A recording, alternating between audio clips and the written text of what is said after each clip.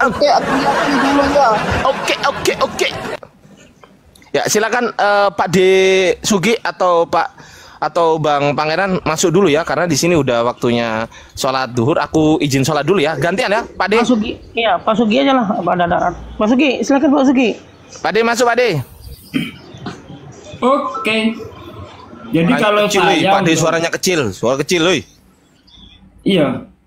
Ini apa namanya? Tes gimana sekarang? Suara kecil, besar? Udah besar, mantap. Oh.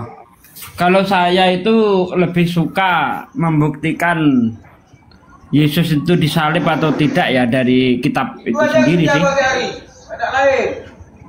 Aduh. Pendeta Albert, ya.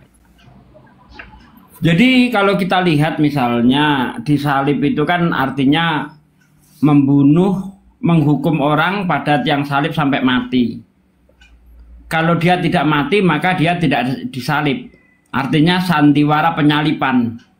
Karena kita tahu banyak orang yang melakukan peristiwa seperti Yesus, seperti di Filipina, betul-betul dipaku tangannya selama 3 jam, habis itu diturunkan ngerokok dia. Nggak mati. Gini bang. Artinya apa bahwa bentar bang. Bentar bang, saya belum selesai bang. Itu mana buktinya? Bentar. Iya ini saya buktikan. Iya ini mau saya buktikan bang.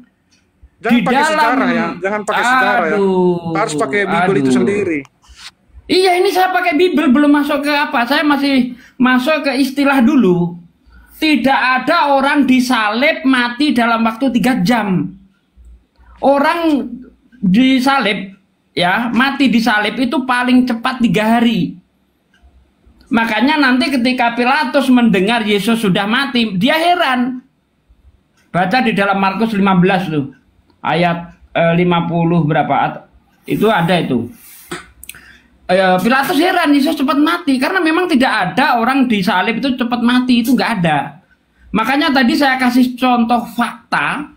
Di Filipina itu ada prosesi penyalipan, ya, mengikuti jalan salib. Itu disalib 3 jam bang. Habis disalib diturunkan, tangan diperban, ngerokok dia. Nah ini Yesus kok cepat mati disalib. Nah itu dia. Ternyata memang Yesus itu tidak disalib, tapi hanya sandiwara penyalipan saja. Apa bukti yang bisa kita lihat? Kata Yesus di dalam Lukas 20 ayat 36, orang yang mati dibangkitkan itu akan seperti roh. Ya, di dalam Lukas 20 ayat 36, 37, Anda baca di situ. Makanya nanti ketika Yesus menemui para murid di dalam Lukas 24 ayat 36, 37 dan seterusnya, para murid itu takut menyangka Yesus itu hantu. Jadi para murid mendengar Yesus disalib itu hanya desas-desus. Para murid tidak pernah menjadi saksi penyalipan. Anda baca di dalam Markus 14 ayat 50, para murid kabur saat Yesus ditangkap.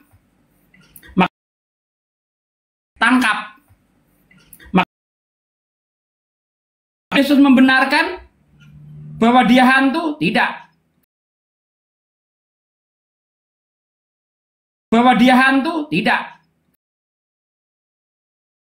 Kerabalah tangan dan kakiku. Karena bagi roh tidak memiliki daging dan tulang seperti yang ada pada diriku. Yesus hadir lengkap dengan daging dan tulangnya. Artinya Yesus bukan roh. Kalau Yesus bukan roh, berarti Yesus tidak disalib, tidak dibangkitkan. Nah, untuk membuktikan lagi, apakah Yesus itu roh, bangkit dari kematian? Ya, Yesus sekali lagi ingin membuktikan kepada para murid, adakah kau makanan? Para murid memberi Yesus ikan goreng. Lalu Yesus memakannya di hadapan mereka. Apakah roh makan? Kalau roh makan, pecel lele lari setiap malam. Sundel bolong datang bang, ikan nila bakar bang, ayam panggang bang. Roh tidak makan, tapi karena Yesus makan, berarti Yesus bukan roh. Kalau Yesus bukan roh, berarti dia tidak dibangkitkan. Itu juga yang dikatakan Paulus di dalam 1 Korintus 15 ayat 44. Yang ditaburkan adalah tubuh jasmania, yang dibangkitkan adalah tubuh rohania.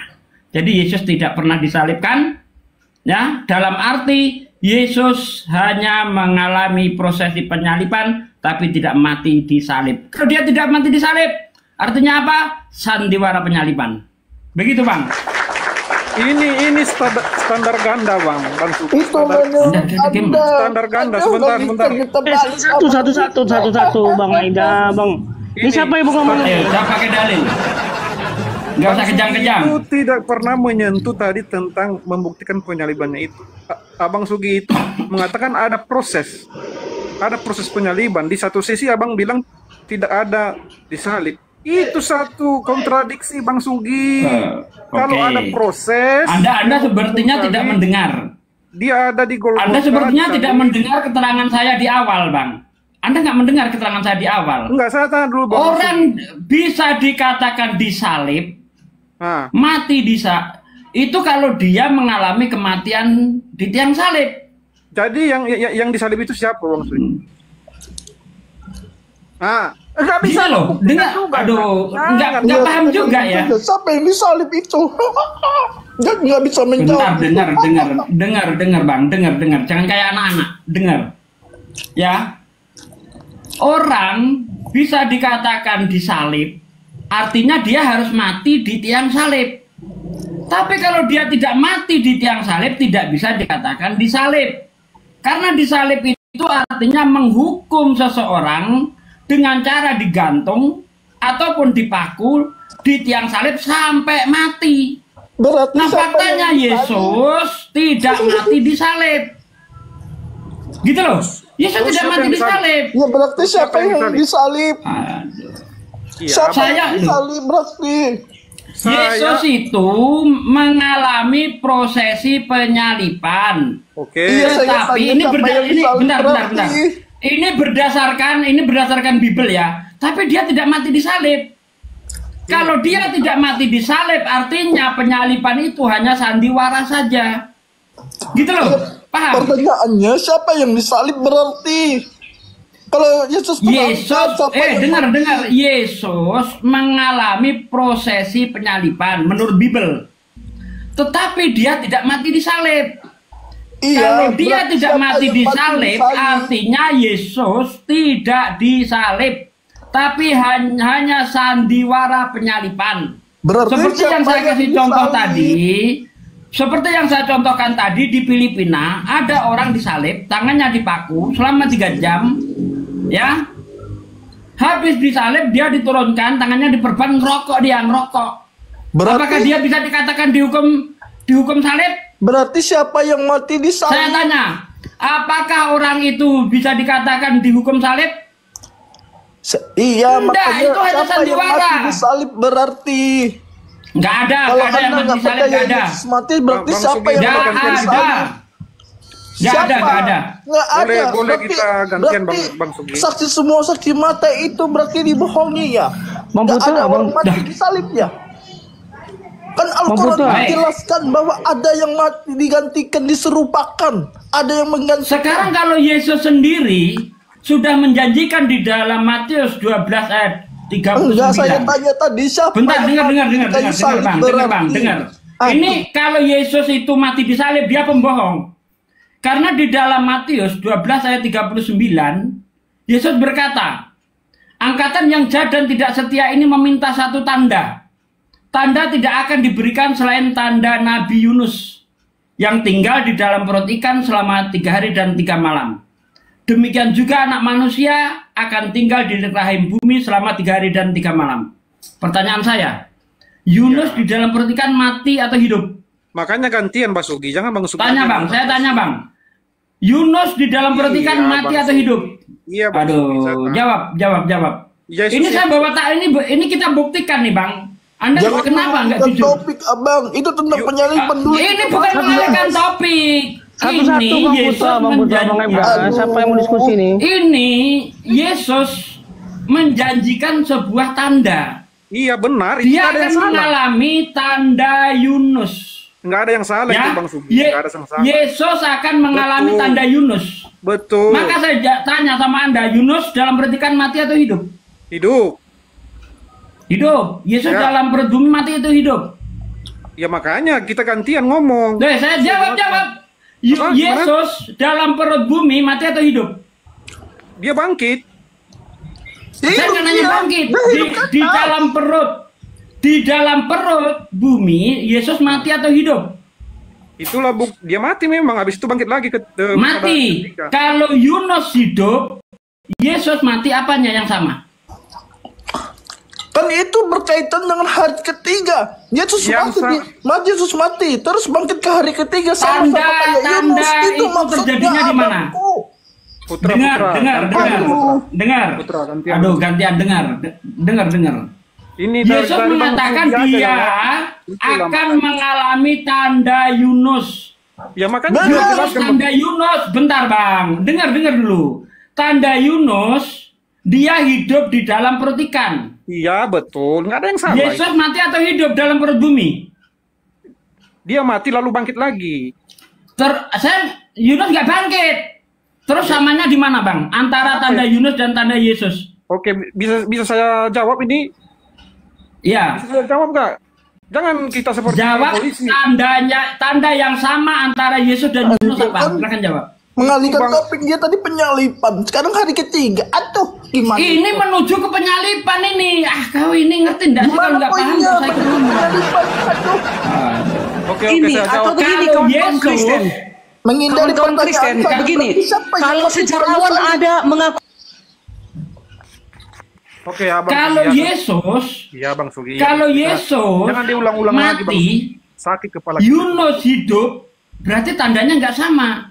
Kalau Yesus mati, berarti dia pembohong, tidak mengalami tanda Yunus. Ngerti? Udah siap Bang Sugi? Oke. Tadi saya tanya sama Anda, apa yang sama tanda Yunus dan Yesus? Iya, Silakan. makanya Bang Sugi, makanya. Oke. Yang abang maksud itu ketika Yunus nggak mati, Bang Sugi juga harus maksakan. Yesus itu jangan mati ya, harus sesuai. Bukan seperti itu penjelasannya Bang Sugi. Justru dari tanda yang seperti Yunus itu dari keluar ikan, Yesus itu bangkit. Itulah makanya bahwa dia dikatakan itu bangkit dari antara orang mati. Bukan masalah. Yesus Harus sesuai benar dengan Yunus. Yunus tidak bangkit. Yunus tidak bangkit. Iya kan Yunus tidak diberi kuasa itu. Nah, sekarang Yesus bangkit. Apanya yang sama? Perbedaannya di sini Bang Sugi. Nggak, di sini nggak ada nggak mempermasalahkan perbedaan. Karena Yesus mengatakan akan mengalami tanda Yunus. Tanda Yunus di mana terjadinya tanda Yunus? Bentar. Saya tanya biar Anda paham. Tanda Yunus terjadinya di mana? Aduh, Bibel berjalan ini. Ayo. Tanda Yunus itu terjadinya di mana? Jawab. Bukan proses kenapa dia mati. Bukan proses, benar bukan proses. Ingat yang dikatakan Yesus. Ingat kenapa Anda nggak jujur? Kenapa Anda nggak jujur? Karena Anda takut. Karena Anda takut. Ya, dengar. Nih. Saya bacakan ayatnya lagi biar Anda paham. Saya bacakan ayatnya lagi. Buktikan aja siapa yang disalib, Bang Sugi. Buktikan siapa yang disalib. Itu aja. Buktikan siapa yang disalib. Ini sedang saya buktikan. Ya, Kalau Yesus mati, siapa namanya? Kalau Yudas, Yesus kan? mati, Enggak jangan, itu prosesnya. Kalau Yesus mati, itu prosesnya. berarti Yudas Yesus kah? pembohong. Yudas nggak yang diganti siapa? Dengar. Saya tidak membahas itu. Saya sedang membuktikan bahwa Yesus nggak bisa gantiannya. Saya sedang membuktikan Yesus tidak mati di salib. Karena kalau Yesus tidak mati di salib, maka tidak ada penyalipan. Saya tidak sedang membicarakan pengganti. Ini saya bicara konteks Bible. Saya tidak bicara konteks Quran. Anda nggak bisa membuktikan. Di dalam Bible menunjukkan Yesus tidak mati di salib. Lalu siapa yang disalib? Apa buktinya? Lalu siapa yang disalib? Yang mati di kayu salib itu? tidak disebutkan siapa. Bunda Salam, Pak Putra. murid-muridnya. Orang yang percaya Putra, kepada salam. dia. Berarti siapa Bang yang Putra. mati? Disaksikan mereka itu. Tentara Roma juga menyaksikan. Rabi-rabi yang Bang Putra. menyaksikan. Bang Berarti Putra, Bang Putra. siapa yang Bang Putra. Salam, bibir berjalan. Ya, Aduh. Abang bilang tadi Yesus tidak disalibkan. Di mana konsepnya Yesus disalibkan? bukan Nggak Yesus disalibkan. tidak disalibkan, Bang. Dengar. Yesus itu tidak mati disalib. Kalau Iya, Yesus tidak mati disalib. disalib, artinya itu hanya sandiwara penyalipan. Ya. Berarti Anda Dari mana, mengatakan bahwa sendiri penyalipan itu Oke, makanya kita buktikan. Jawab pertanyaan saya. Kalau Putra, diam Yesus dulu. mati Bang Putra, diam dulu. disalib, berarti Oke. Yesus itu pembohong. Karena Yesus menjanjikan tanda Yunus. Nah, Yunus, tanda apa bukti Yunus itu melakukan keajaiban? Dia tidak mati saat di perut ikan. Nah, sekarang Yesus itu mati nggak di dalam perut bumi? Dari tadi muter-muter itu aja itu. Iya, kamu takut ini saya mau buktikan dari situ. Kalau kita Sekarang- mengatakan Yesus itu tidak disalib, lantas siapa yang disalib? Itu Gantian, siapa nih yang mau saya hadapin siapa nih? Maju, siapa yang mau saya hadapin? Siapa? Satu-satu, biar enak kita. HVS. Ah, udah. Silakan. Yesus tidak Aduh, disalib. Adi Pohan, Anda diam dulu, Adi Pohan. Saya sama APS, coba. Yang bisa tertib. Sebentar. Saya tanya, apa yang sama tanda Yunus dan Yesus? Silakan. Ini Bang bibir berjalan ya. Kalau Yunus sama Yesus sangat beda, jauh bedanya. Berarti Yesus Dah. bohong kalau begitu. Karena Yesus Dengar dulu, ngomong dia akan dengar dulu, mengalami bibir berjalan. tanda Yunus. Kita masih bicara, belum jangan potong-potong dulu. Biar akurat, biar mengetahui abang ya. Oke, pakai dalil, Bang. Ayat mana yang Anda bawa sehingga Anda mengatakan Yesus dan Yunus beda? Dalilnya mana? Abang udah tahu membaca kan? Itu abang Bibel berjalan, udah mengetahui Bibel. Jadi abang udah memahami. Jangan kita buka-buka lagi Bibel. Kalau saya tunjukkan Bibel nanti abang nanti nggak percaya. Kalau ada saya percaya. Makanya jadi bawa kalau- ayat. Bawa ayat. Sekarang Kalau debat sama saya jangan cuma asumsi. Bawa ayat. Saya mengatakan antara Yesus dan Yunus Kita sama. buka. Saya punya ayat. Bentar, Bang. Saya mengatakan sama. Saya punya ayat. Ayatnya Matius 12 ayat 39.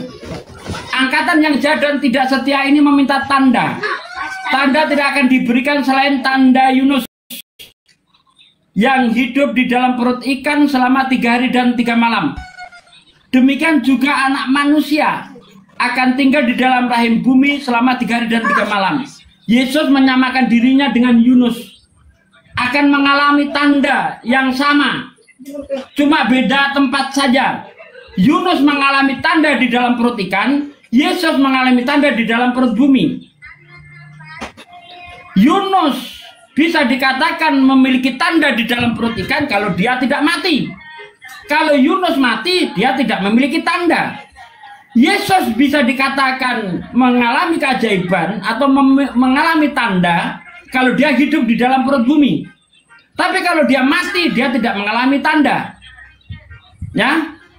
Nah, di sini Anda mengatakan Yunus dan Yesus beda. Ayat mana yang mengatakannya? Yohanes 20 pasal 24 ayat 20. Dia menampakkan diri kepada Thomas. Yohanes berapa? Yohanes berapa?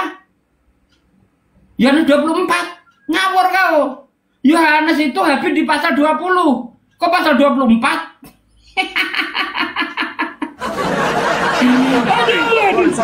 Sorry, Lukas 24 ayat 36. Nah, Lukas 24 ayat 36, 37 sampai ayat 40 Yesus itu tadi sudah saya sebut. Yesus itu di situ tidak dalam bentuk roh. Ya, karena menurut Yesus orang yang dibangkitkan itu akan seperti roh. Lukas 20 ayat 36. Begitu juga yang dikatakan Paulus di dalam 1 Korintus 15 ayat 44. Orang yang dibangkitkan itu berupa ruh. Yang ditaburkan adalah tubuh jasmaniah, yang dibangkitkan adalah tubuh rohaniah. Tubuh rohaniah menurut Yesus tidak memiliki daging dan tulang. Lukas 24 ayat 37-38. Karena bagi roh, kata Yesus, tidak memiliki daging dan tulang. Yesus datang kepada para murid memiliki daging dan tulang, lengkap dengan daging dan tulangnya. Berarti Yesus belum bangkit. Sugi, itu dari Ahmad itu dulu sudah dengar itu. Ini kitabmu, bukan Ahmad Didat. Ini kitabmu. Kitabmu mengatakan apa? Kata Yesus, roh tidak memiliki daging dan tulang. Kata Yesus, orang yang dibangkitkan dari kematian akan seperti roh. Lukas 20 ayat 36-37. Itu tentang cerita seorang perempuan mempunyai 7 suami. Suaminya ini, 7 suami ini, pria ini bersaudara. Abang pertama menikahi perempuan itu, tidak punya anak lalu mati. Kau digantikan. Nah ini saya itu hafal Bible. Oh dongeng, kitabnya dianggap dongeng, parah ini. Parah ini, kitabnya dianggap dongeng. Kau dari padahal itu di kitabmu. Makanya kau mau diskusi, kasih enggak, kitabmu sendiri kok kamu anggap dongeng ini gimana sih? Itu kitabmu loh yang saya baca. Enggak bang, Bible berjalan. Kok bisa kau anggap dongeng? Apalagi kau? Ada nih pohon ini mengklaim dirinya itu Kristen, tapi tidak mempercaya Alkitab gitu loh. Jadi saya izin pamit dulu ya. Izin pamit dulu saya. Ini gimana ini? Kalau kitabnya sendiri dianggap dongeng. Kalau berdiskusi itu jangan kamu yang banyak ngomong, kasih kesempatan sama orang juga. Karena saya lebih hafal Bible daripada kau. Kau silakan ngomong tapi pakai dalil. Saya persilakan. Ayo dalil apa yang kau bawa? Lukas 24 itu apa lagi yang kurang?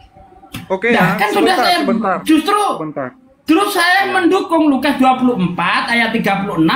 Yesus datang lengkap dengan daging dan tulangnya. Kau hanya kalau Yesus datang supaya kamu kalau Yesus datang lengkap dengan daging dan tulangnya, artinya dia belum dibangkitkan. Yesus dibangkitkan atau tidak? Ya itulah bukti dia bangkit, dia menampakkan diri kepada Thomas. Kalau dia bangkit, Yesus itu harus berupa roh atau lengkap dengan jasad dan tulangnya. Makanya dengarlah Bang Sugi. Jawab. Oke ya. Nah iya, saya ingin berinteraksi. Andai kata nanti saya salah menyampaikan Bang Sugi, kan ada orang yang bisa menilai. Jangan Bang Sugi seolah-olah ini Bang Sugi ini pintar gitu loh. Memang saya pintar, belum ada pendeta yang hafalan Biblenya melebihi saya, belum ada. Memang saya pintar. Hanya iblis yang sombong Bang Sugi. Hati-hati. Bukan sombong, menyombongi orang sombong itu sedekah. Ya? Menyombongi orang sombong itu sedekah. Ajaran mana? Makanya saya minta tunjukkan dalil kepada saya bahwa orang yang dibangkitkan dari kematian itu lengkap jasad dan tulangnya. Lengkap. Oke ya, udah ya. Karena menurut Yesus ataupun menurut Paulus, orang yang dibangkitkan itu harus berupa ruh. Udah Bang Sugi. Nah, ruh menurut Yesus tidak memiliki daging dan tulang. Kamu ulang-ulangnya apamu itu tadi, statementmu itu kamu ulang-ulangi terus. Aduh. Ini Bang Sugi. Udah gini aja kuncinya Bang Sugi ya. Kalau kamu mengetahui Bible kami, percaya nggak percaya terserah Anda lah. Udah. Jadi Bang Sugi, kalau seperti yang Bang bilang tadi, ya roh itu tidak bisa menampakkan diri karena dia tidak bertulang. Itu memang benar Bang Sugi, nggak ada yang salah di situ. Saya dukung itu 1000%. Tetapi Anda harus tahu juga, ya, Yesus itu berbeda dengan nabi-nabi yang lain. Dia diberi keistimewaan karena dia dari surga. Ya, tidak ada satupun nabi yang bisa menyelamatkan manusia. Hanya Yesus yang bisa menyelamatkan. Itu bedanya Bang Sugi. Kata siapa? Kata siapa lagi kau bilang? Kata siapa? Semua nabi. Jalan dan kebenaran tidak ada sampai kepada Bapa yang kalau tidak. Nggak ada hebatnya. Kalau itu nggak ada hebatnya itu. Coba Nabi Muhammad berkata, bentar. Apa? Nabi Muhammad berkata, seandainya Yesus hidup di saat ini, tetapi dia tidak mengikutiku. Jangan. Ini Nabi Muhammad, ini ngomong. Tunjukkan sama. Kalau Yesus hidup saat ini, kata Nabi, kalau Musa dan Yesus Ayatnya di mana? Hidup saat ini, tetapi dia Ayatnya di tidak mana di mengikutiku. Al-Quran? Ayatnya di mana di Niscaya Al-Quran dia itu? termasuk orang yang sesat. Itu Di mana di dalam di Al-Quran? hadis. Oh, Di hadis. Hadis itu, Bang, bentar, Bang. Udah, Sugi, Hadis Kau nggak itu bisa lebih membuktikan. tinggi daripada Bible. Udah selesai kau, Bible Sugi. itu Selesai kau. kalau kita sandingkan dengan hadis, Udah maka selesai Bible kau, itu Sugi. termasuk hadis palsu. Udah selesai kau, selesai. Selesai kau. Selesai kau sudah. Bible sama hadis, dengar nih saya kasih keterangan ya. Antara Bible dan hadis, kalau kita sandingkan, Bible itu termasuk hadis palsu. Kenapa begitu? Karena tidak jelas siapa Hadis penulisnya. palsu, hadis palsu Iya, dibilang. iya. Karena tidak jelas. Gini loh, nih saya kasih tahu. Orang Hadis bodoh palsu, ya memang. tertawa Hadis bebas. palsu memang. Orang bodoh tertawa bebas. Nggak apa-apa. Saya kasih tahu, Bang. Di dalam Islam, hadis yang tidak jelas siapa penulisnya, hadis palsu. Kalau hadis itu sanadnya ada yang cacat, disebut hadis doif. Nah, Bible itu nggak sekelas dengan hadis doif, sekelas hadis palsu. Kenapa? Karena penulisnya tidak jelas. Siapa penulis Matius? Siapa penulis Yohanes?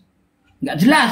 Bahkan di dalam orang Katolik sendiri mengatakan penulis Matius tidak jelas, penulis Yohanes tidak jelas.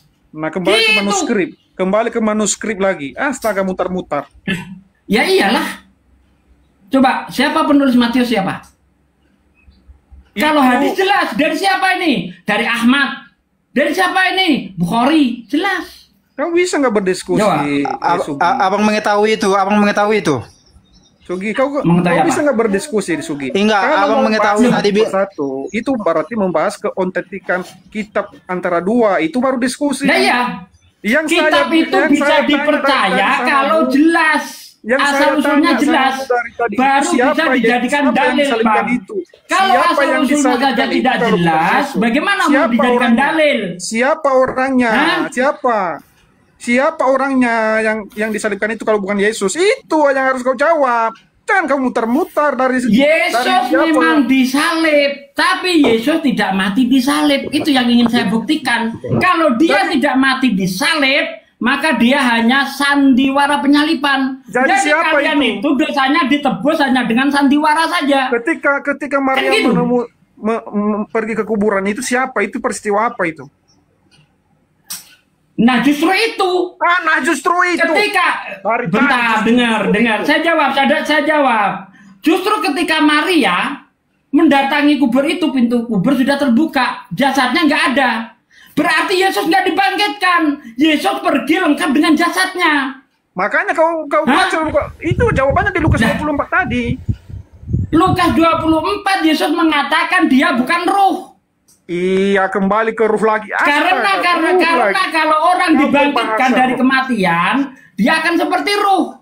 Yesus datang bukan ruh. Bahkan dia makan ikan goreng. Berarti menunjukkan Yesus belum bangkit. Itu, Bang. Astaga, kau nggak bisa bantah. Kecuali kau bisa menunjukkan bahwa Yesus hadir dengan ruh. Ya, Bang apakah Ida, Yesus pembohong? Karena Yesus mengatakan kita dulu bahwa bicara orang sama yang isi Bible berjalan dibangkitkan ini. itu akan seperti ruh. Gitu. Bible berjalan. Sekalian. Ya. Iya Pak De, gimana Pak De? Saya mau sholat duhur di sini waktu sholat duhur. Oh, nggih, monggo Pak De, monggo. Wah, padahal saya mau Bentar. diskusi nih. Bang APS apa? Bang APS. Saya layani bentar. Apa? Enggak, ini Mudah-mudahan Aki, umurmu panjang, Sugi. sebentar, Aida Pohan. Jangan barbar di room saya. Saya hormati Anda semua itu dengan dalih Anda adalah tamu. Jangan sampai saya menganggap Anda sebagai pembantu. Ya. Yang sopan ya. Jangan sampai kayak gitulah. Oke. Aki Abu Hadid masih monitor nggak, Aki? Aki Abu Hadid. Oke, Pak Desugi lanjut dulu ya Pak De. Sedikit satu lagi saya dalil yang saya buktikan. Lanjut Pak De. Di dalam Mazmur 91 ayat 8, Yesus hanya menonton penyalipan. Engkau hanya menonton dengan matamu sendiri. Pembalasan terhadap orang fasik. Amsal 21 ayat 18, orang Yesus benar. di situ? Mana Yesus di situ? Mana Itu nubuat. Udah. Itu nubuat. Itu enggak. Udah. Sugi sholat. Ya. Sugi sholat dulu, bertobat Ya, dulu. Sugi saya bersolat mau- dulu. Ya, saya Sugi, mau sholat. Ya. sholat dulu, bertobat Bang. kau. Saya mau sholat, Bang. Ya. Saya udah tobat, Bang. Kalau saya nggak tobat, saya nyembah anak orang. Ya. Oke? Silakan, Bang. Oke, Bang. Ardiansah. Saya mau Aki Abu Adit, Bang Iwan Kristen atau Islam, Bang Iwan? Bang Iwan? Tapi saya mau nanya. Enggak, Kristen apa Islam? Kristen. Oke, sabar dulu ya, dimit dulu ya. Aki Abu Adit, monitor nggak Aki? Abu Adit? Ya, sorry. Assalamualaikum warahmatullahi wabarakatuh. Waalaikumsalam. Aki Abu Adit, silakan dilanjut diskusinya. Bisa nggak? Ya bisa. Saya pasang ini dulu ya. Ya, monitor ya tapi ya. 2 menit, 3 menit monitor ya. Oke, monitor. Oke, kita tunggu. Sabar dulu ya, karena saya kan masih ada kegiatan ini mau nganter ibu saya. Tapi saya masih monitor di sini. Ya, saya harap gini, Bang Aida Pohan, Bang APS, dan Bang Iwan. Ini adalah bukan room debat. Ini adalah klinik penyembuhan. Saya ulang lagi, ini bukan room debat. Ini klinik penyembuhan Oten. Oke? Jadi Anda yang masuk ke sini saya anggap sebagai tamu. Jangan sampai saya menganggap Anda sebagai pembantu. Oke? Bisa dipahami teman-teman semuanya? Siap. Gitu dong. Bang Aida bisa dipahami, Bang? Saya bukan pembantu, Ardiansah. Iya, maksud saya Anda saya hormati sebagai tamu, maka hormati juga tamu-tamu saya dari pihak muslim juga gitu. Jangan ngomong terus motong didengerin dulu aja, Bang, gitu loh maksud saya. Ya, harus ada nanti jangan terlalu banyak yang lain ngomong, itu harus diberi kesempatan. Lo kan yang Kristen ngomong kan 2 orang tadi. Iya, Bang, tapi Sugi tadi terlalu Gini banyak ya, ngomong. Bang Irwansa. Irwansanya apa ya? Ardiansah. Kadang kan Ardiansah. Kadang gini kan kita bicara dipotong-potong, kan kayak nggak enak. Jadi kami pun diam ya. Jadi kalau emang kalian tunggu dulu, Bang. Kalau pemikirannya kita sama-sama tenang, mungkin kami pun diam. Ini karena mau datang ngomong gitu, nggak satu-satu. Iya. Oke, tapi yang jelas begini ya. Ini kan sekali lagi saya tegaskan, jangan main keroyokan. Kan Kristen di sini ada 3. Tadi kan yang ngomong Muslim kan 1. Kalian 2 ngomong ya. Maksud saya satu-satu aja lah ya. Ini yang mau ngomong siapa coba? Bang Aida atau Bang APS? Siapa di antara kedua? Atau Bang Iwan? Saya mau ngomong tadi Saya aja, sebenarnya. Bang. Tuh kan saya. Coba kalian berdua diskusi dulu. Siapa? Coba sweet dulu. Coba sweet dulu. Kalau Bang Iwan lah, ya udah Bang Iwan aja. Gitu. Gitu dong. Yang ngalah sama saudaranya gitu loh. Oke, Aki Abu Adit masih udah monitor Aki?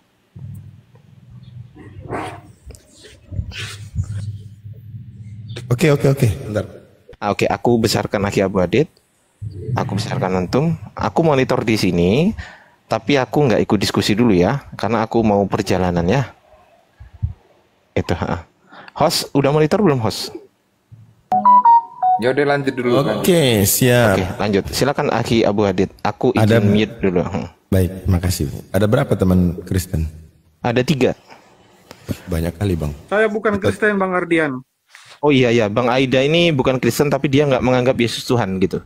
Lumayan lah, kesembuhannya 79, yang 21 masih sakit. Lanjut. Masya Allah. Ini termasuk kategori gawat darurat ini kalau begini. Ya Bang, aku mau tanya Bang, simple pertanyaan saya. Menurut abang-abang ini kan, Yesus itu Tuhan Bang ya. Saya nggak perlu nanya tentang ketuhanannya lagi nih. Yang saya tanya Bang, Yesus ini benar nggak dia waktu lahir itu normal Bang? Normal, Bang. Atau nggak normal? Oh, normal dia. Ya. Punya ari-ari ya? Punya, apa yang salah sebagai manusia? Kan dia manusia. Ya, berarti Tuhan punya ari-ari nggak? Dia bukan Tuhan, Bang. Oh, dia bukan Tuhan. Jadi Yesus bukan Tuhan. Iya, dia nabi. Baik. Yang menganggap Yesus Tuhan aja kalau begitu di antara teman Kristen yang lain. Kenapa Abang nggak ngomong sama saya? Karena Anda tidak menuhankan Yesus. Terus yang saya tanya, yang Kristen yang menuhankan Yesus gitu loh Bang. Nanti lain lagi. Oke. Jadi Ya. kalau kita harus ngomong nanti ya Bang ya. Ya, saya mau yang teman-teman Kristen dulu nih. Oke. Yang Bang Aida kan, menuhankan Yesus. Bang Aida sabar dulu. Bang Aida kan tadi kan udah dapat kesempatan, mungkin bisa nyimak dulu ya kan. Tapi di sini dulu nggak apa-apa Bang Aida ya. Iya nggak Gitu apa-apa. Anda saya anggap sebagai tamu, tenang aja. Ya lanjut, silakan. Ya, yang teman-teman yang lain mungkin bisa menjawab. Saya mau jawab Pak, tapi mohon tenang yang lain ya. Ya. Termasuk teman-teman Kristen gitu loh. Kita ya mungkin untuk menemukan satu jalan, kalau memang ini adalah klinik penyembuhan, ya harusnya kita berdiskusi dengan santai saja ya. Santai Bang. Saya ini tergantung Bang. Kalau Abang santai, saya santai Bang. Nah, kalau saya dibilang Tuhan, oke, Yesus Tuhan karena memang Injil mengatakan dia Tuhan kan. Perjanjian baru mengakui dia Tuhan. Nanti kita bedah Bang. Nah, ya persoalannya kan teman-teman Muslim kan tidak mengakui Injil kan, begitu? Bukan tidak mengakui Bang. Persoalannya yang kita diskusikan adalah iman Abang yang bersumber dari Bible. Yes. Kami nggak bilang iman Abang itu dari Al-Quran, nggak, dari Bible kan gitu. Nah makanya kita berbicara iman ini berarti terkait ketuhanan kan. Baik. Pertanyaan saya simpel Bang. Apakah Tuhan punya ari-ari Bang? Waduh, begini Bang, apakah yang tertulis di dalam Bible itu harus diceritakan secara rinci gitu loh? Ini kan terkait keimanan tentang Tuhan Bang. Iya, begini, saya percaya Yesus adalah Tuhan, tapi bagi Tuhan tidak ada mustahil kan? Iya, Tuhannya nggak diproblemkan Bang. Yang jadi persoalan adalah Tuhan Anda Yesus. Saya tanya, Yesus ini lahir normal apa abnormal? Anda pasti mengatakan normal, ya kan gitu? Begini Bang, penjelasan secara mendetail tentang kelahiran Yesus itu normal atau tidak, punya ari-ari atau tidak, itu tidak ada tertulis gitu loh. Oh jadi kalau nggak ada tertulis nggak boleh kita bahas? Iya, jadi begini, saya harus bahas gimana dulu gitu loh. Kalau tidak ada dalilnya, nanti diserang, mana dalilnya? Baik, gitu saya tanya dalilnya. Yesus mengatakan dia 100% manusia, 100% Tuhan. Ada nggak dalilnya? Nggak ada memang. Nah, terus kenapa Anda yakini? Oh, saya kan percaya Yesus Tuhan, bukan manusia. Oke, Anda wanes berarti? Oke, Tuhan lahir. Hah? Tuhan lahir. Menurut Abang, apakah ketika Tuhan berkehendak untuk lahir, dia nggak bisa lahir? Ya nggak apa-apa, itu kan imanmu. Yang saya pertanyakan Tuhan lahir. Tinggal bilang Tuhan. iya gitu. Iya begini. Oke. Dia lahir dengan caranya. Dia lahir ke dunia. Oke, saya percaya dia lahir. Tapi apakah Tuhan tidak bisa lahir? Bisa saja dia pakai kan itu.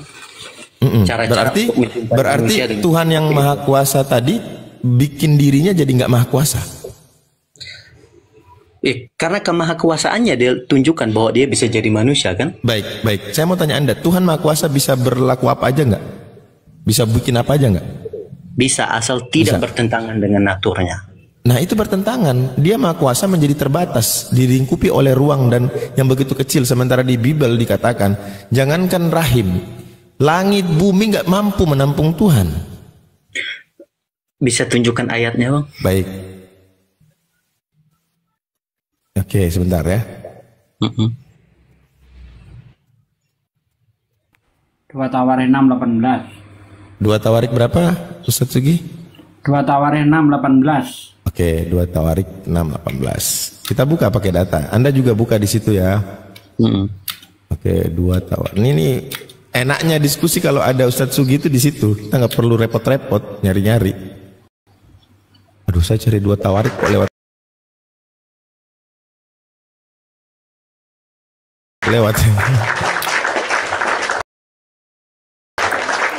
Ustadz Sugi berapa tadi? 2 Tawarik berapa?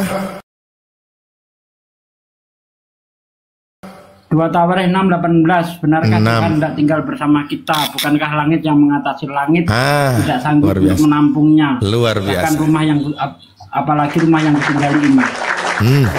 Gimana itu? Ayo, mau dikemanakan dalil ini?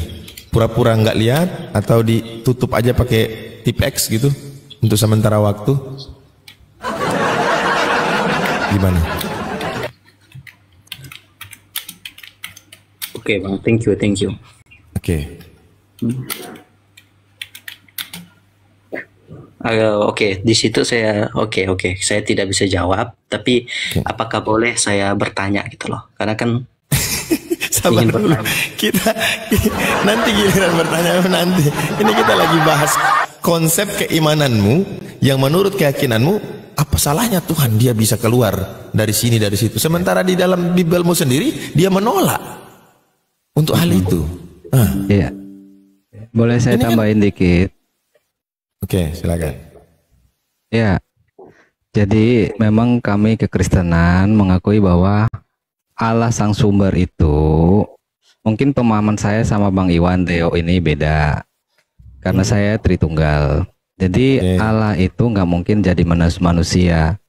Nah, proses teofani yang ada di Perjanjian Lama itu adalah Sang Firman, Sang Firmannya sendiri. Contoh, Adam bercakap-cakap langsung dengan disebut Tuhan. Terus Abraham bertemu dengan 3 orang, satunya Tuhan, 2-nya malaikat. Itu. Jadi proses teofani itu sudah ada gitu loh. Jadi memang bukan Tuhan atau Sang Sumber itu yang menjadi manusia, tapi Sang Firmannya itu, firmannya Tuhan itu, karena kami memahami bahwa Tuhan itu memiliki firman dan roh. Dan tidak bisa terlepas dari itu semua, gitu. Oke, itu untuk Bang Iwan apa untuk saya nih? Ya itu yang kamu tanya, makanya saya jawab. Oke, berarti ya dari Bibel yang sama. Sendiri, bentar. Ya, bentar. Di Al-Quran Allah tidak pernah menjadi apapun dari ciptaannya.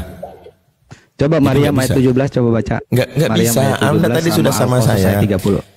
Saya sudah sebutkan tadi Bang, syarat Al-Quran tidak boleh bertentangan satu dalil dan dalil lain. Karena ini pernyataannya jelas dalam Al-Quran. Bahwa dikatakan ayat 30, tidakkah kalian memperhatikan sabar. Iya, sabar dulu. Ini saya aja bicara sama Anda, saya nggak ada di situ kok. Lewat ini media ini. Bahkan Allah dipangku oleh malaikat.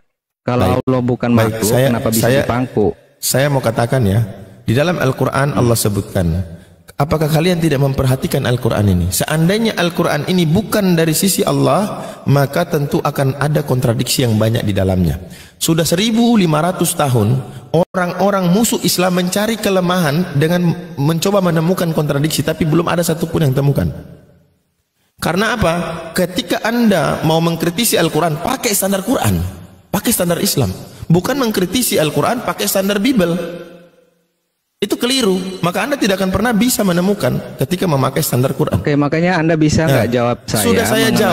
Sudah saya jawab tadi di komen sebelah bahwa malaikat Jibril juga dipanggil dengan ruh. Malaikat Jibril juga disebut dengan ruh. Sebagaimana Al-Quran juga disebutkan dengan nama-nama lainnya. Al-Kitab, Al-Furqan. Al-Quran punya sebutan nama yang banyak. Ruh kami itu. Iya, ruhana. Ruhana itu ruhana. Iya, ruh kami. Begini, Anda kan pakai standar Anda. Ruhana artinya apa?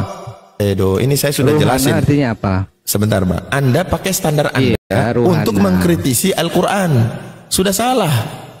Anda tidak memperdulikan ayat-ayat di Al-Quran. Allah, saya mengirim roh saya, bukan Jibril. Jibril itu bukan Allah. Dengarkan ya. Gitu. Allah Subhanahu wa taala bukan ruh, sementara pemahamanmu tentang Tuhan itu dia ruh. Lalu Anda pakai standar ruh tadi mengarahkan ke dalil Al-Qur'an. Sudah kami jawab, itu Jibril alaihissalam. Kami adalah Allah. Di situ Jibril. Kami adalah Allah mengutus kami adalah Allah. Mengutus Jibril.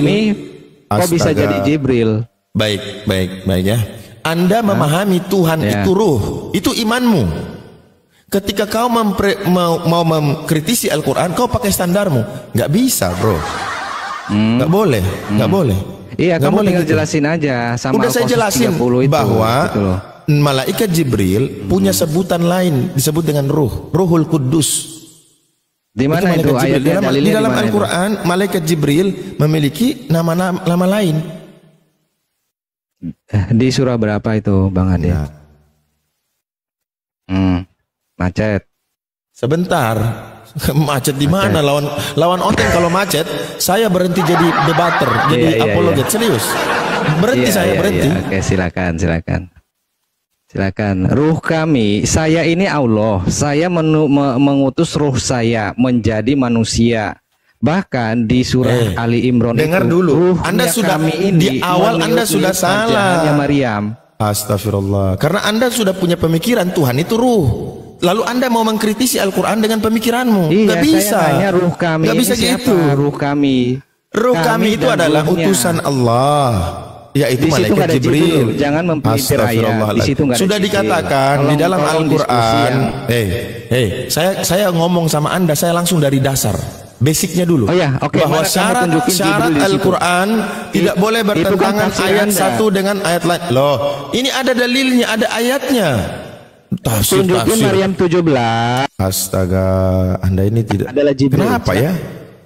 Kenapa Oten itu selalu ngeyel ya? Asal comot. Nanti kau kena laknatullah nanti. Saya dengan Anda ya lebih paham Bible saya daripada Anda. Apalagi Anda dengan saya soal Al-Quran. Astaga. Turun aja, turun. Nggak ada edukasinya. Ngotot pakai standar dia. Ada ayat bertentangan. Coba sebutkan satu saja ayat bertentangan. Boleh, saya sebutkan. 1500 tahun musuh-musuh Islam mencoba mencari kontradiksi dalam Al-Quran. Bahkan mereka belajar. Belajar bahasa Arab, belajar asbabul wurud, belajar asbabun nuzul. Mereka nggak temukan, malah masuk Islam. Oke, saya sebutkan satu kontradiksi. Kalau saya temukan, maka Al-Quran runtuh secara fundamental, secara dasar runtuh Al-Quran. Ya, silakan.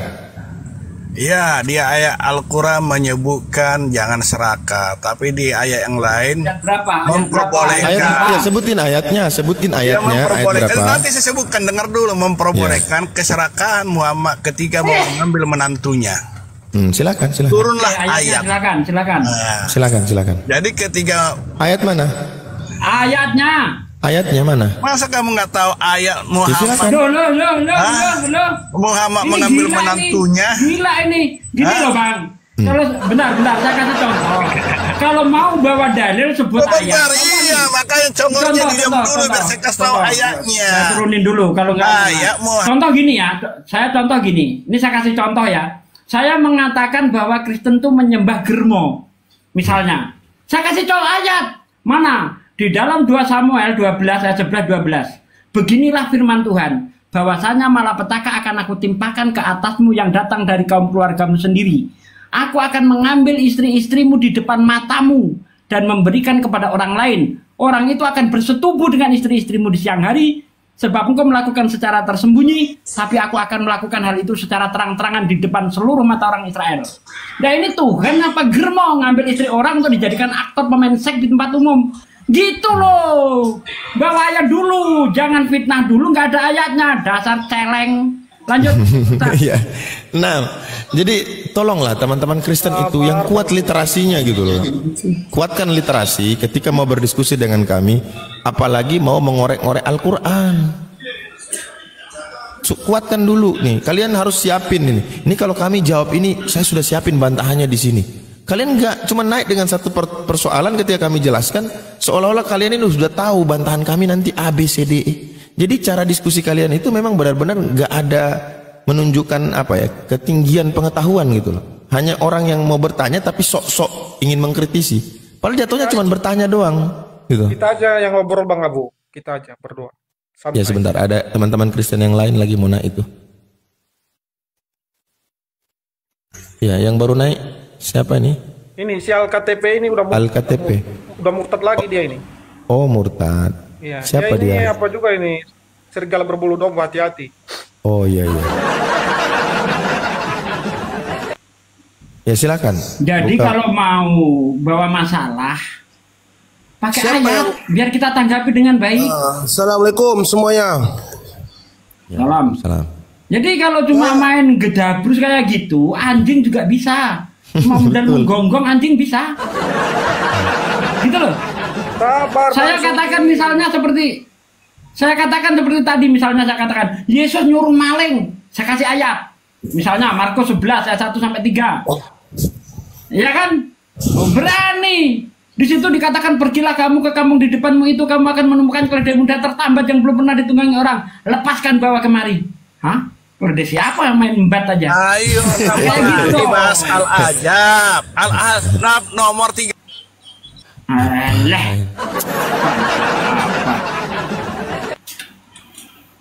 Nah, satu lagi ya, yang Ustaz tadi perlu kita luruskan. Dia tadi mengatakan Nabi Muhammad mengambil menantunya sendiri. Mana ada seperti itu? Nggak ada. Itu istrinya si Zaid itu sudah dicerai. Diceraikan. Kalau dicerai berarti bukan menantu. Bisa dibilang menantunya sendiri kalau Zaid anak kandung Rasulullah. Zaid bukan anak kandung, anak angkat. Bukan menantunya berarti. Justru perintah Allah ya kepada Nabi Muhammad untuk menikahi Zainab ya. Ustaz Hadid.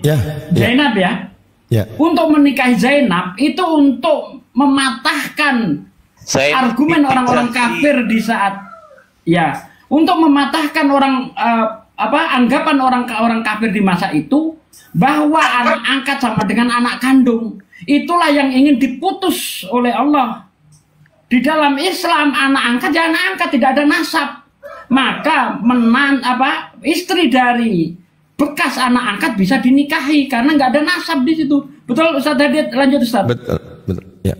Saya mau bacakan sedikit bahwa ini malaikat Jibril disebut dengan beberapa nama dalam Al-Quran. Salah satunya di surah An-Nahl ayat yang 102. Qul nazzalahu ruhul qudusi min rabbika bil haqqi. Katakanlah wahai Muhammad, Ruhul Kudus yang menurunkan Al-Quran dari Tuhanmu dengan kebenaran. Artinya yang menyampaikan itu malaikat Jibril disebut juga dengan ruh yang bersih, ruh yang suci. Maka ketika dia menarasikan tadi bahwasanya Allah lah yang begitu hina sampai turun meniup farjah Maryam, ini kebodohan yang akut. Karena saya tadi bahwa Allah itu sudah menegaskan di dalam Al-Quran laisa kamitslihi syai', tidak ada yang mampu menampung Allah. Allah tidak ada serupa dengan apapun dari ciptaan ini.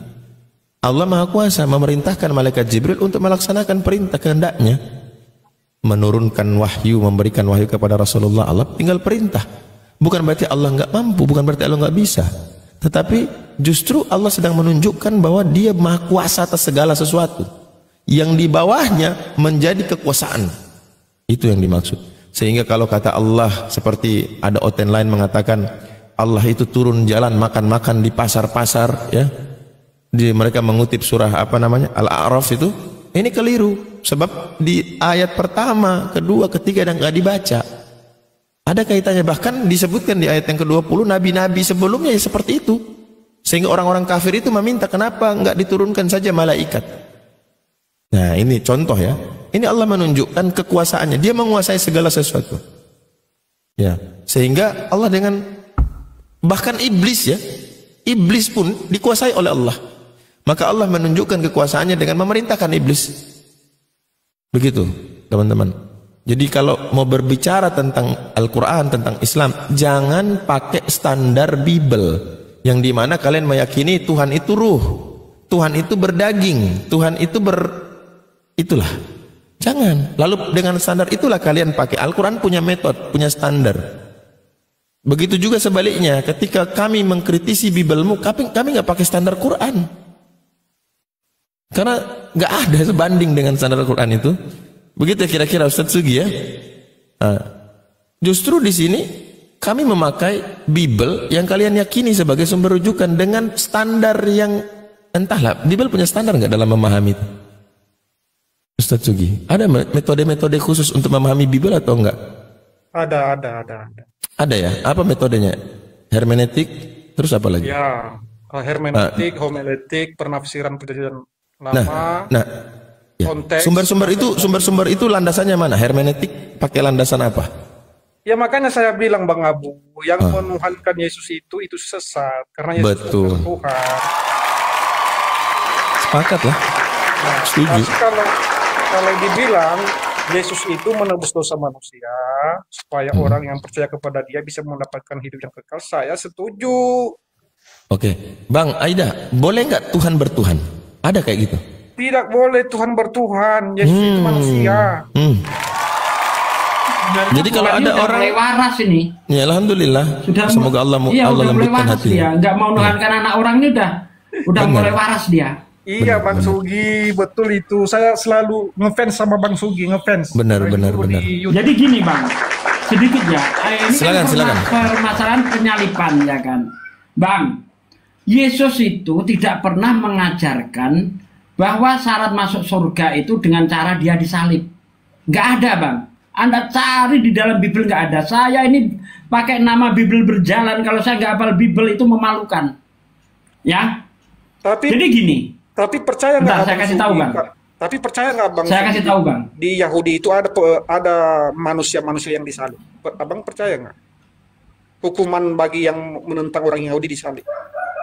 Ada orang-orang disalib. Al-Quran sendiri mengatakan ada orang disalib. Sekarang yang jadi masalah, apakah benar Yesus mengajarkan bahwa orang masuk surga itu dengan cara dia disalib? Seperti yang diajarkan Paulus di dalam Roma 10 ayat 9. Jikalau kamu percaya bahwa Yesus itu Tuhan, mati dan bangkit dari antara orang mati, kamu akan diselamatkan. Apakah itu diajarkan Yesus? Tidak. Memang tidak. Kata Yesus. Tidak memang, betul. Nah, sekarang Anda mengatakan bahwa Yesus melakukan penebusan dosa itu dapat dari mana? Saya bisa jelaskan Bang, bisa. Silakan. Oke, gini Bang Sugi. Pakai ayat. Iya, nanti saya kasih tahu ayatnya Bang. Saya setuju bahwa Yesus tidak pernah mengatakan bahwa disalib itu hanya itu kunci untuk menebus dosa. Saya setuju sama Bang Sugi. Gini Bang Sugi. Yesus itu diutus kepada nabi-nabi kaum Israel. Keberadaannya di situ tidak diterima oleh orang-orang ahli-ahli Farisi dan segala macam. Nah itulah kenapa dia disalib, karena mereka berpikir kalau Yesus ini sebagai ancaman bagi mereka. Nah itu aja kenapa dia disalib. Itu saya setuju alasan itu. Itu tertulis di dalam Yohanes 88, Yohanes 8. Anda baca dari ayat 34 dan seterusnya. Yesus itu ingin disalib karena orang-orang Farisi, ahli-ahli Taurat itu merasa terancam. Kalau orang banyak percaya Yesus, nanti penjajah Roma akan mengambil tempat suci kita. Ya, bahkan di situ dikatakan lebih baik satu orang mati ya untuk bangsa kita daripada kita semua binasa. Ya betul. Ya. Ya, tetapi kalau Yesus disalib untuk menebus dosa, itu nggak pernah diajarkan Yesus. Betul. Bahkan ada orang kaya bertanya kepada Yesus. Anda baca dalam Lukas 18 sampai 24. Orang kaya bertanya, "Guru yang baik, perbuatan apakah yang harus aku lakukan supaya aku mendapatkan hidup yang kekal?" Perbuatan yang ditanyakan. Apa jawab Yesus? "Mengapa kamu berkata aku baik? Tidak satu pun yang baik kecuali hanya Tuhan saja." Berarti Yesus bukan Tuhan. Karena dia berkata hanya Tuhan saja yang baik itu. Bukan aku. Kalau ingin mendapatkan hidup yang kekal, percaya aku disalib. Bukan. Apa kata Yesus? Jika kamu ingin mendapatkan hidup yang kekal, apakah kamu tidak tahu perintah Tuhan? Jangan membunuh, jangan bersaksi dusta, hormati orang tuamu, kasih sesamamu seperti kamu mengasihi dirimu sendiri. Apa kata orang kaya itu? Hal itu sudah aku lakukan sejak masa mudaku. Karena dia kaya, maka Yesus memberi satu syarat lagi sebagai ujian. Itu belum sempurna. Kalau ingin sempurna, jual hartamu, kau bagi-bagikan kepada orang miskin, maka kamu akan mendapatkan harta di surga. Bukan percayalah aku disalib, kamu akan masuk surga. Yesus nggak mengajarkan itu. Lalu karena orang kaya itu sangat cinta hartanya, dia pergi dalam keadaan sedih. Apa kata Yesus? Lihat, lebih mudah unta masuk ke lubang jarum daripada orang kaya masuk surga. Jadi Yesus tidak pernah mengajarkan bahwa untuk mendapatkan surga percaya dia disalib. Itu ajaran Paulus. Ajaran Paulus. Yesus menerangkan apa? apabila kehidupan keagamaanmu tidak lebih benar daripada kehidupan keagamaan orang Fariji dan ahli Taurat, kamu tidak bisa menduduki kerajaan surga. Matius 5 ayat 20. Jadi boleh saya Nah, bagaimana bentar Bang, saya selesaikan dulu Bang. Nah, bagaimana kehidupan